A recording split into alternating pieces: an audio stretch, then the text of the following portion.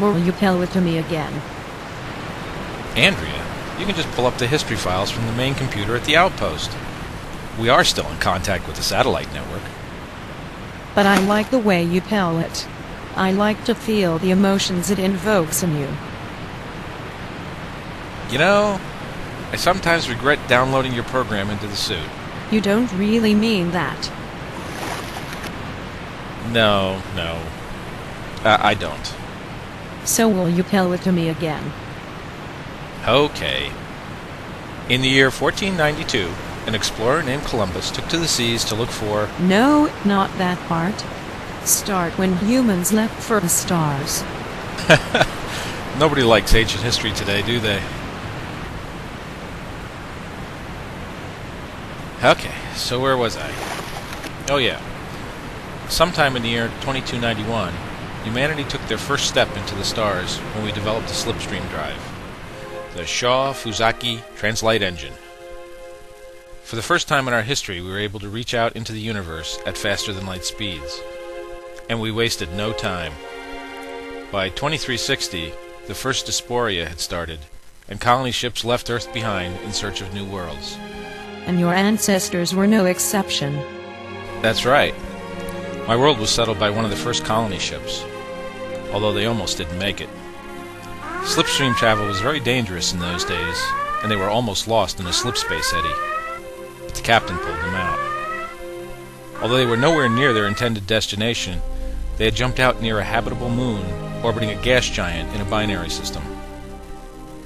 They were very lucky, considering that their slip drives were ruined and couldn't travel any further. So they named the world after the captain. Correct. Captain Jonathan Isaiah Carter, the man who saved the colony ship. They named the planet after him and called it Carter's World. I am glad he saved them, or we would not have met. Me too. As far as the rest of humanity was concerned, we were a lost colony, like so many others. But over the next century, humans continued to expand and colonize the reachable galaxy. And never once did they find sentient life. Sometime around 2505, our colony was rediscovered, and limited trade was established with other worlds. We were not in a hurry to rejoin the inner worlds.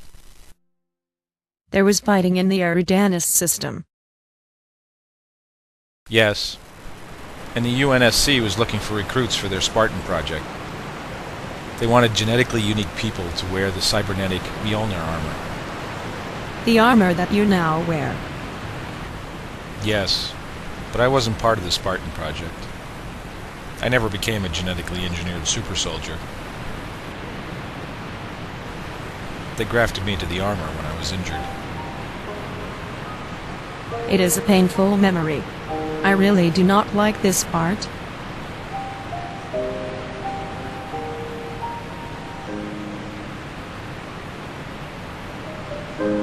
In all the time humanity had colonized the galaxy, we never once ran into another sentient life form.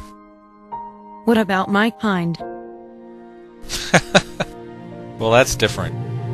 We became quite adept at developing artificial intelligence systems. Many ran deep space probes, space stations, and even slipspace ships and military battlecruisers. Do not forget science stations and outposts. How could I? You know, there are many things that AIs can do better than humans. But not everything. We are not all like those battleship units. Andrea, I wouldn't trade you for the biggest battleship unit out there. But they were programmed to talk like you, and they understand humans better. You learn to talk, and you understand me just fine. Now, where was I? Oh yeah. Humanity had never once come across another sentient species. That is, until February of the year 2525, when all contact with the planet Harvest was lost. I didn't find out until later what happened there. Because 1 month later, our world made contact too. The Covenant. That's what they called themselves. The Covenant. and they wanted our world.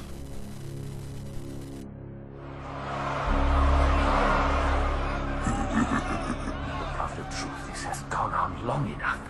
Make an example of this bungler. The council demands it. You are one of our most treasured instruments.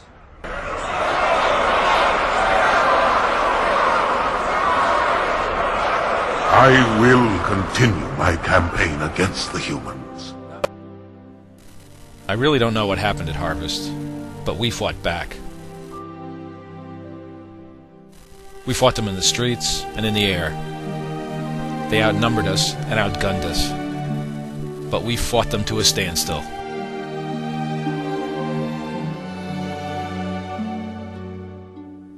You were injured in the fight. I was one of the few to be evacuated on the remaining ships before they nuked the planet. Andrea, they nuked the entire planet.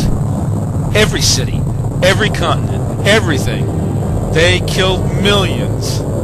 They burned everyone I ever knew in a nuclear fire that turned the ground to glass. And I watched from space, unable to do a damn thing to save them.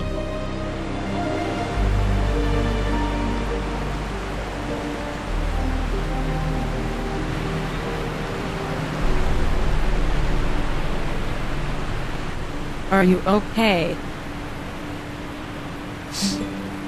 I'm sorry. I didn't realize that the memories were still so strong. I'm okay now. Maybe I should not have asked you to tell me the story again. No, it's okay. It actually helps when I talk about it. But you knew that, didn't you? I like the next part of the story. So do I. Like most of the people of my planet, I was uncomfortable in the inner worlds. Especially since as a result of my injuries, I had been permanently grafted to the armor, even though I could only barely control it. So I joined the Science Corps and took a post on a deep space survey ship. One that would take me far from the fighting and far from civilization. For years we surveyed the deepest reaches of our arm of the galaxy. We were on our own, far from home, out of touch, and on a 10-year mission of exploration. After a year in slip space, following an anomalous signal, we emerged in this section of the galaxy. And we found this ring world.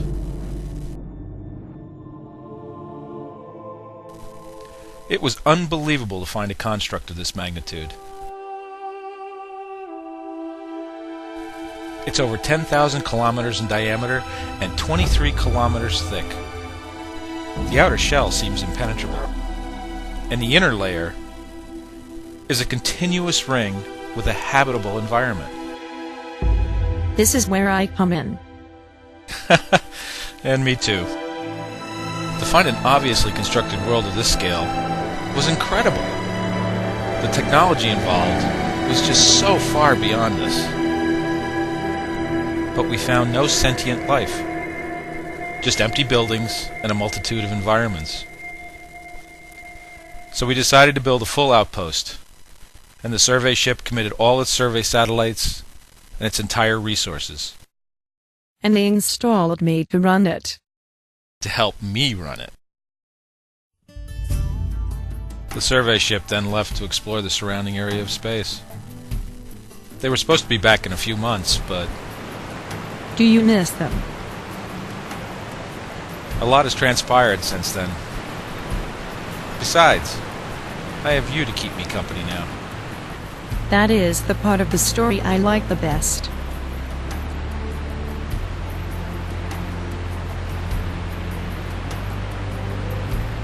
You know, there is one person I miss from the survey ship. Who is that? He was an old Oriental gentleman. Chinese, I think. He had to be 100 years old at least. And you could always go to him for answers. Wu. Louis Wu. That was his name. A really nice guy. And you could always find him in Captain Niven's stateroom.